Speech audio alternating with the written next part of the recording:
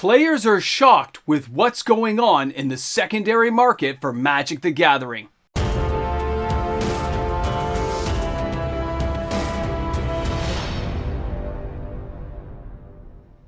The secondary market of Magic the Gathering is always trying to stay one step ahead of the players with their cards. Welcome back everyone, MTG Moxman here, and thanks again for hanging out with me on my channel today. And there's a lot of market noise going on right now. You guys need to be aware of this. As soon as that leaked list of cards that are being banned came out, the market started doing some crazy stuff, and we're going to discuss that in today's Card Watch video. Now, on top of that, we had a lot of unusual sales going on right now in land cards.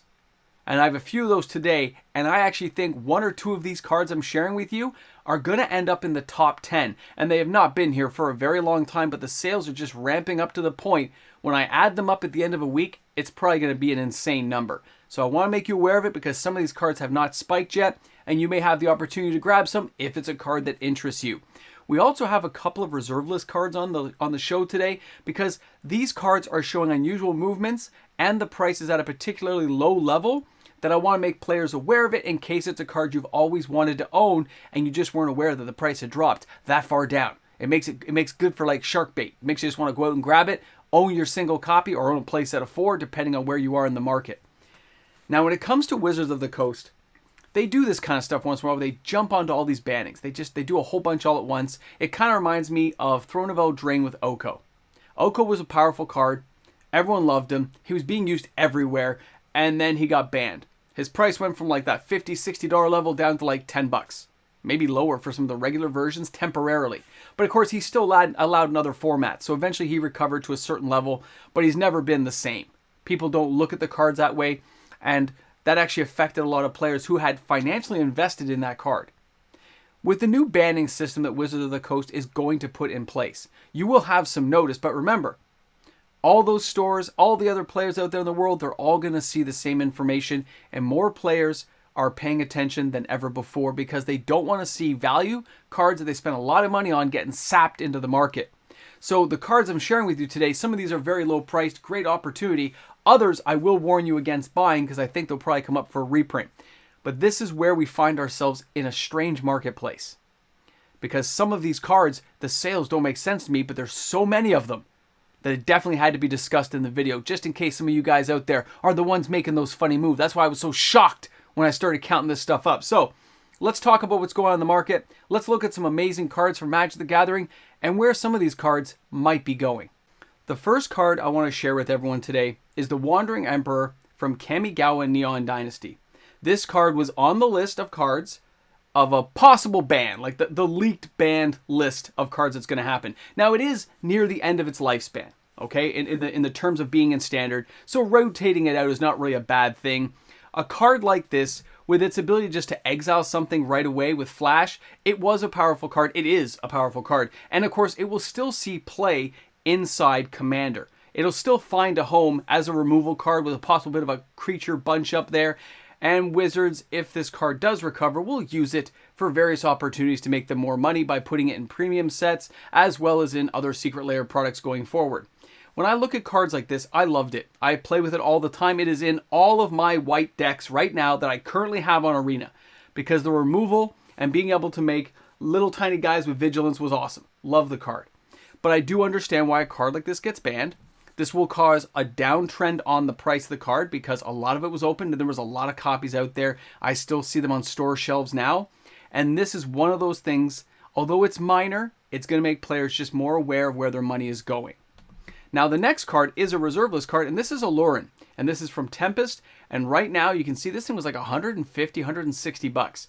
It's all the way down as a market price of $51. Now let's take a closer look at the card. It is 2 green, 2 generic enchantment. Any player may play a creature card with total casting costs of 3 or less whenever he or she could play an instant spell without paying that mana cost. Now, why a card like this is so much more effective nowadays? The casting cost still seems kind of intrusive compared to spells nowadays and things we'd like to cast, but the power level of 3 casting cost creatures and legendary creatures has never been stronger. When you look at the assortment of creatures you have, that costs 3. The power levels are through the roof, and it can fit into multicolored decks. I have seen it used very effectively recently, and when I saw the price tag was at this level, I thought it was time to make people aware of it. This is a reserveless card. It is from Tempest. It's old school, and a lot of people aren't using the card. People have money tied up in other places. People aren't thinking about every old card they ever see or hear about, but cards like this at this price point and what the card can do in the right build, whew, it has a lot of potential, a lot of possibilities, and an upswing in the future in my mind. So I like the card. Always a good thing to see cards this cheap and available to players. I mean, it's cost less than buying Shoulder the Apocalypse, which seems to be like my little benchmark right now. It's crazy. Here's Ghost Town from Tempest. This card is seeing a bit of an upswing. I want players to be aware of it. The market price is only $4, guys, but look what this card does. It taps for 1 colorless to your mana pool. No drawback. By the way, nice artwork. 0. Return Ghost Town to owner's hand. Use this ability only during another player's turn. Think of landfall abilities, guys, and think about Omnath and all that craziness, and look at this card. It is a perfect fit. These kinds of cards, although they are reprintable, this card can be reprinted. It's not reserve list. Wizards has never reprinted this card. It hasn't come back as a special edition or ended up on the list yet, but don't think they won't if it goes too high in price. Players looking to buy it, though, only a short while ago could get it for a few dollars. There has been an upswing, and there's unusual sales volumes that let you know people are noticing the card and taking advantage of it. For those kind of landfall trigger decks they've always wanted to build, this is a very affordable and kind of OG looking card to add to that collection. I can see why people are taking an interest. If you are looking on TCG Player, you will find a very short supply, and they really started jacking up. I saw multiple sales. I think it's already at $9 for the market price on TCG Player. Probably not the best bet to go there. You might want to check your local shops and see if it's available. Okay, guys, if you're looking for a deck like this. Interesting to see cards like this selling in the volumes they are. It makes me think either a speculator is taking advantage, trying to capitalize on it, or word got around that this card existed and people jumped in on it. So thanks again to that patron who sent me that awesome information on it. Now our next card, Atraxa, the Grand Unifier.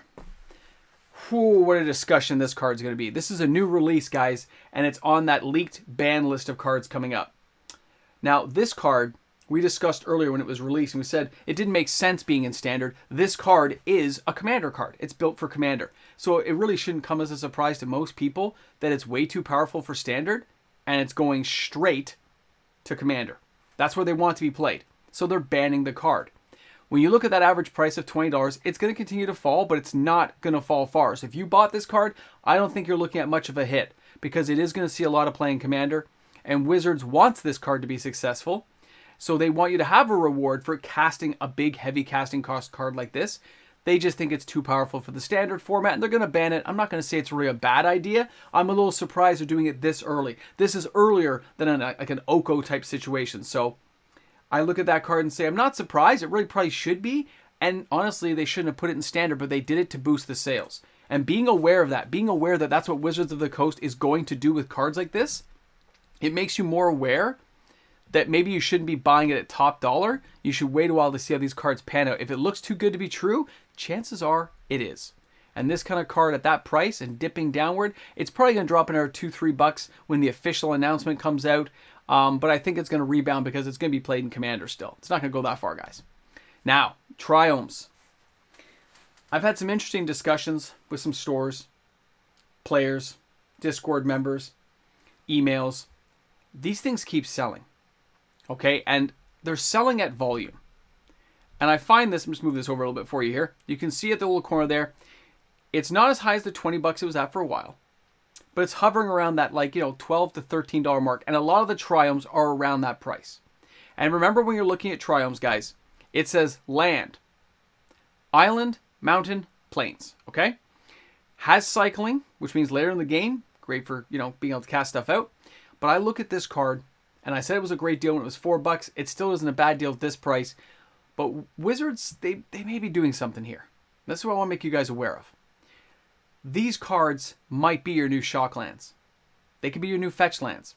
Wizards may be purposely delaying anything to do with fetch lands or shock lands going forward to make people more reliant on these lands and boost the value of these IP properties. They may want players to be building with these cards, so they just won't release shock lands, and they just won't release any new fetch lands for a while in any reprint sets. They'll purposely drive up the price. I know it's a bit of a tinfoil hat theory, and I really wasn't thinking much of it until this, the next card. Guys, Pathways. Kaldheim. If you look at this card, it is an average price of $5.99. Market price $5.87. These are the lands from Kaldheim series that come into play, and they come one way or the other. They come in either as an island, in this case, or a swamp. And there's different versions of them. There's a full set. I think they came out as a secret layer as well. Look at those lands. You get whichever mana you want, but you can't flip it back and forth unless you can find a way of unsummoning it. But very interesting to see that these cards have had literally hundreds of sales in the last week. Hundreds of sales means it might make the top 10. It may make it to my top 10 list, even though Kaldheim has been out for a while. So if Triome sales are up, the Pathway sales are up. That can be people building commander decks. That could just be a coincidence. But both at the same time really has me thinking that there is the possibility that these lands are now moving forward into the realm of these are the cards we want you to play with. We are going to give you all kinds of options for crazy mana combinations, but we're not going to give you the shock lands right now. We're not going to give you fetch lands. And they'll let those prices drift. Yes, we had them in Unfinity, right? We had them already kind of come around again, the shock lands, but not in the same realm of possibility we would get them in previous sets. You could just buy a standard set and get a whole bunch, right? We're not getting them that way. You're now getting them kind of off to the side as a specialty product with cool artwork and an alternate frame. We're not back on Ravnica yet. They haven't given us shock lands. So what are the odds in the next year and a half that they don't print fetch lands at all? They don't give us any more shock lands, and they wait and see what the market does on those positions in cards. Well, if people want those fetch lands and want those shock lands, they're going to buy them. That'll put a greater push on the demand of that card.